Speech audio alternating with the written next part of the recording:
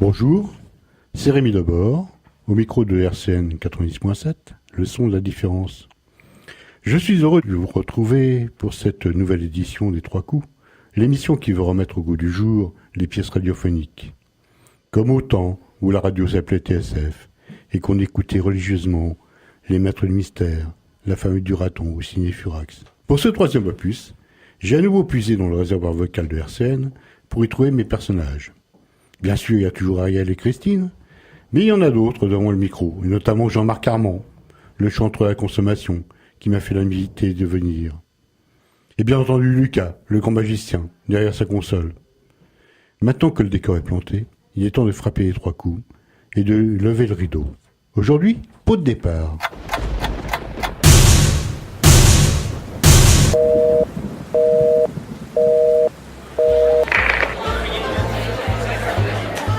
Bonne retraite, Madame Lulu. Au revoir, Madame Lucienne. Oh, vous allez nous manquer, Madame Lucienne. Bonne retraite, Madame Lucienne.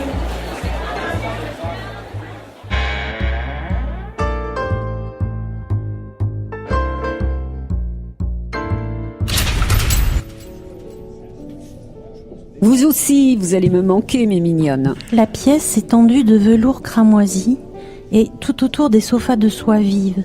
Des lampadaires voilés délivrent une lumière chaude, douce, intime. Des guéridons de bois marquetés supportent des verres ventrus et des flacons de liqueur ambrée. Un magnum de champagne rafraîchi dans un seau de glace, entouré d'une multitude de flûtes vides. L'héroïne de la soirée, en robe de taffetas noir, trône sur un fauteuil de cuir blanc. Si elle fut magnifique, elle est encore belle. Les traits fins, les yeux verts pétillants de malice, la bouche délicate, le front exempt de rides, les joues tendues sur des pommettes hautes, un sourire parfait. Le corps est un peu lourd, mais les courbes sont précises, et sa gorge blanche attire encore les regards. À vous, Lulu. Nous vous regretterons tous. Merci, monsieur Rodolphe. Mais il est grand temps de tirer le rideau. Je sais bien que je suis encore gironde, mais c'est plus de mon âge de passer les nuits à picoler avec des jeunettes. C'est qu'il faut les driver, les petites. Sinon, elles font n'importe quoi. Lui aussi a été beau. Et ses tempes grisonnantes, sa haute stature bien qu'un peu empâtée, et son sourire impeccable font encore se retourner maintes dames. Il danse merveilleusement la valse, est imprenable à la java, au foxtrot et à la rumba, et excelle au tango. Dans les soirées, les femmes se disputent ses bras chaque fois que l'orchestre attaque l'une de ses danses. Beau, riche, disponible et d'un commerce agréable, il est la coqueluche de ces dames et le caillou dans la chaussure de tous les messieurs. Vous vous en sortez très bien, Lulu. Vos pensionnaires sont parfaites. C'est sûr, mais faut de la poigne, et pas leur laisser la bride sur le cou. Comme disait ma mère, quand un coq veut une poule, il claque du bec. Quand une poule veut un coq, elle tortille du croupion. Ici, c'est pas la même chose.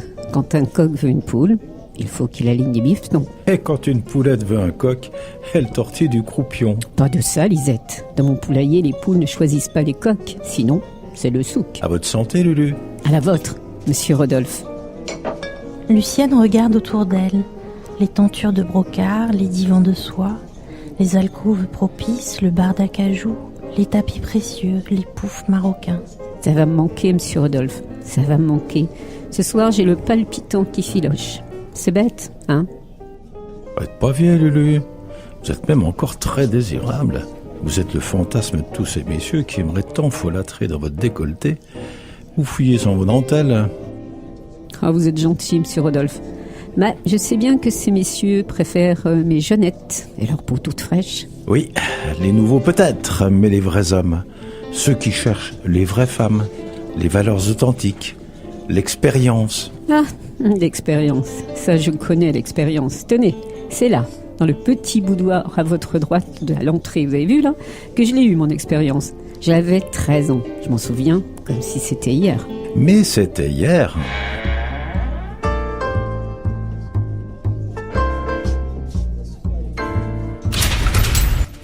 C'est mon frangin qui m'avait amené là.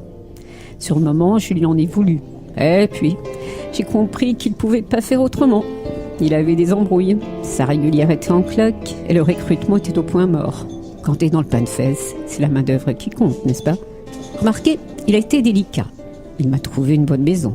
Il aurait pu me mettre sur le bitume. Délicat. Bah ouais, je trouve. Si vous le dites. C'est Riton de Passy qui m'a éduqué. Ça, faut reconnaître qu'il avait des manières, Riton. Il avait travaillé dans les meilleurs clandés et il avait pas son pareil pour driver les nanas. Faut dire qu'il avait des arguments. Vous auriez vu son équipement. Rien qu'au déballage, la fille se sentait toute chose. Ah, le beau Riton. On l'appelait Riton de Passy parce qu'il avait incubé toutes les crèches du 16e. Il a mal fini.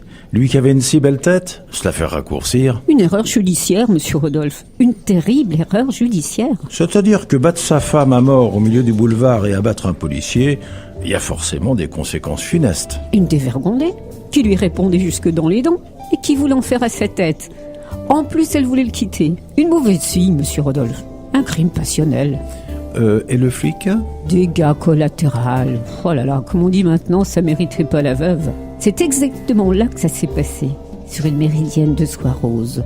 Je me souviens que Riton avait fait mettre des fleurs, des lys, comme pour une mariée. C'était délicat de sa part.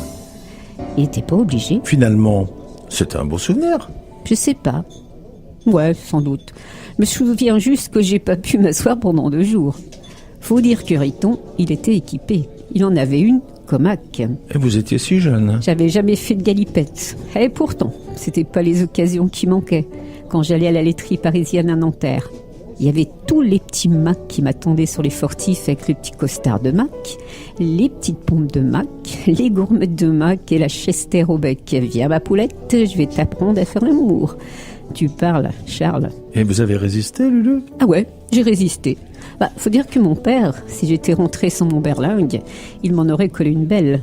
Il plaisantait pas avec la vertu, mon vieux. Je croyais qu'il était... Justement, c'est pas parce qu'on est Mac qu'on doit laisser tout faire à ses enfants. Il y a un minimum de respect à avoir. Si vous le dites. C'était un homme qui avait de la religion, mon père. Tous les ans, il faisait ses Pâques et il allait à la messe de minuit.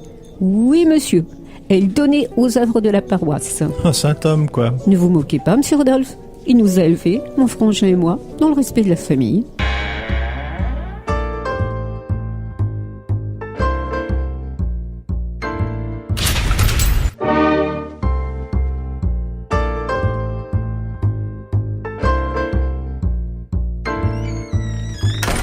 À propos de famille, il en a pensé quoi, votre père, quand votre frère vous a mis au turbin? Je pense, il a dû gueuler un bon coup. Mais après, je pense qu'il a compris. Et puis après tout, il reprenait le métier de son père.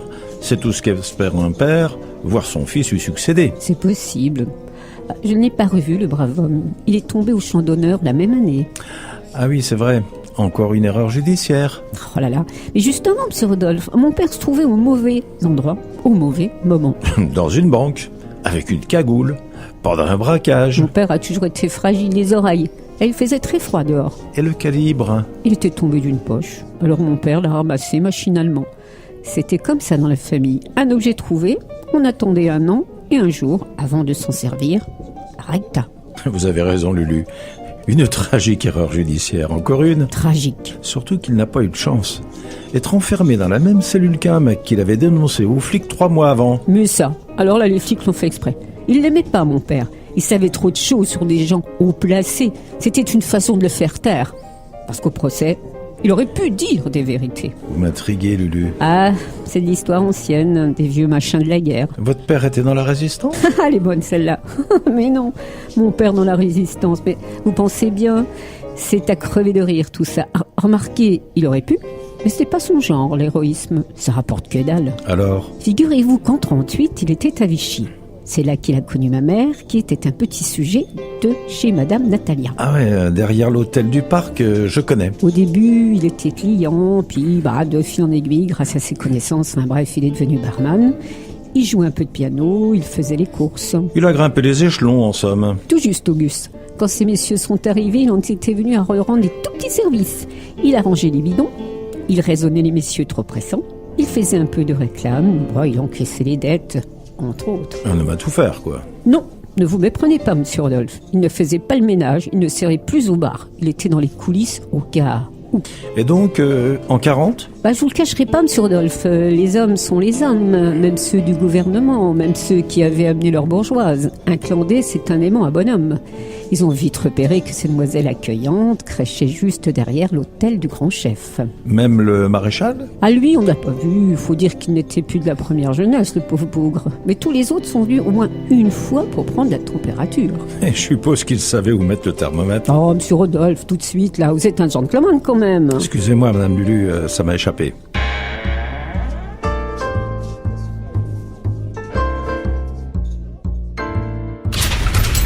Au début, ces messieurs venaient en voisin, prendre une coupe de champ, tâter un peu la marchandise. Certains utilisaient la petite porte de la cour pour entrer et sortir incognito.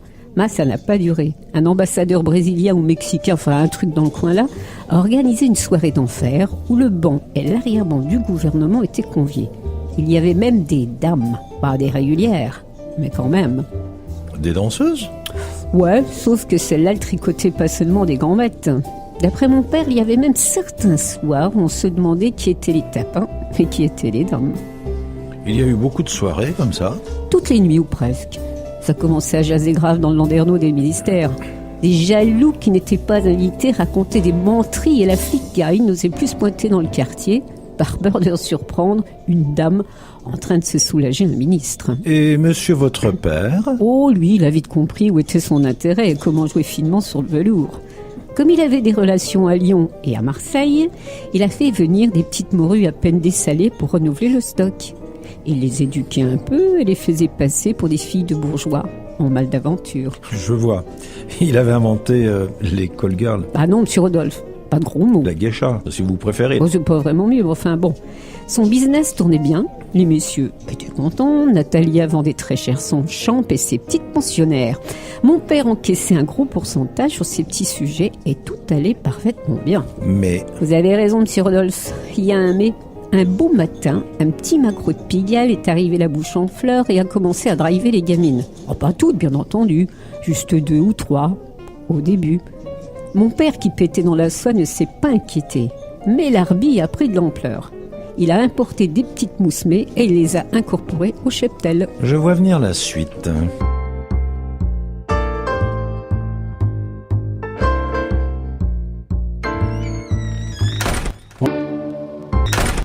Eh oui, l'exotisme pour un homme. La négresse, la Fatma ou la tonkinoise, c'est imparable. Les petites pétasses de mon père n'avaient plus qu'à se rhabiller. Il s'est vite retrouvé sur le sable. Mais il s'est pas défendu ? Si, c'était pas un foudre de guerre, mon père. Et puis, dans le commerce, quand un client ne veut plus de la marchandise, c'est foutu. Il a bien essayé de faire monter des bronzés de Marseille, mais le marché n'était plus porteur. Alors, il a changé son fusil d'épaule. Ça devient palpitant. Ah, il a acheté un appareil photo à Clermont et a commencé à creuser des trous dans les alcôves de Madame Natalia. Je vois. Eh oui, il est passé du pain de fesse à la chansonnette. Bon, au début, c'était pas fameux. Pas assez d'éclairage, et en plus, le travail manuel, c'était pas son truc à mon père. Même en plein jour. Alors vous imaginez dans une chambre noire. Paparazzi, c'est un métier, hein ? Un métier honorable. Il écrivait l'histoire, la vie des grands hommes, même en noir et blanc. Ça mérite le respect. Admettons. Il a fini par prendre le coup. C'était pas facile. Il fallait qu'on voit bien ce que faisait la fille et qu'on voit bien la tête du Gus. C'était pas toujours évident, hein. Ces vieux schnocks avaient de la ressource. Et les filles, une imagination, mais alors débordante. Va prendre une photo d'un 69, toi.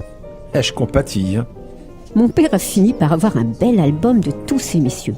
Rien que du pédigré, du ministre, du secrétaire d'État, du chef de cabinet, de l'ambassadeur, du colonel, du général, sans compter les industriels, les commissionnaires et même quelques boches en visite. Et reste à assurer la commercialisation.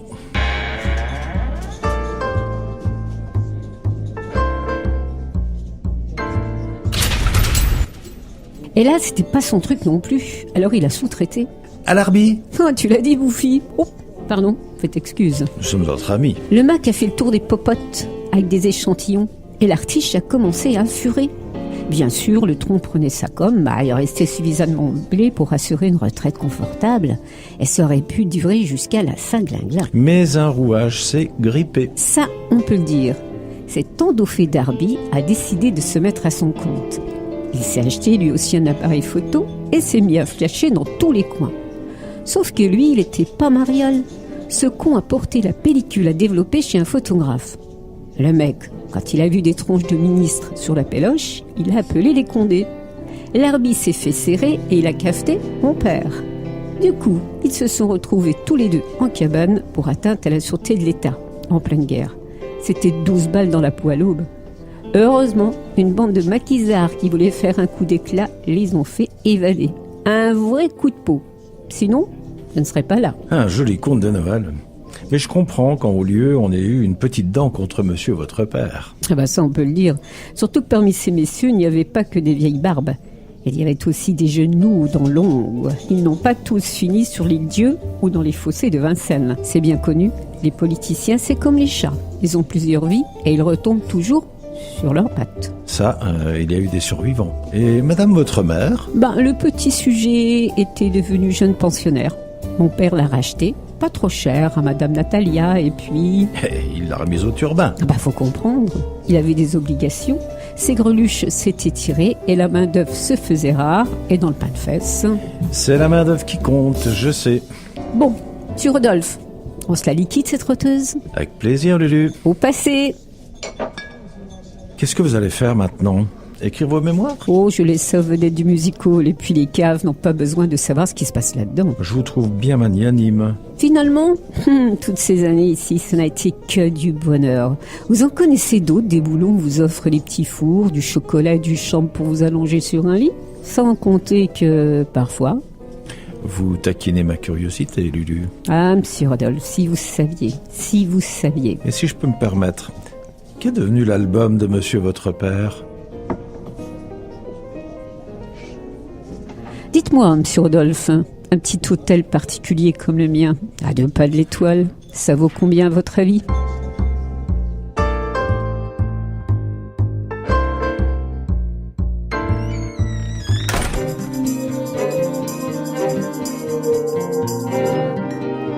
C'était Pot de départ, une pièce radiophonique de Rémi Debord avec port d'entrée en onde, la récitante Christine Léninger, les demoiselles Maryse Collin, Aurore Thiebaud et Zaya Bridon, Madame Lucienne Ariel Christophe Lowe, Monsieur Rodolphe Jean-Marc Armand, le scénario, les dialogues et les musiques additionnelles étaient de votre serviteur, bruitage, mixage et mise en boîte, Lucas Schindam.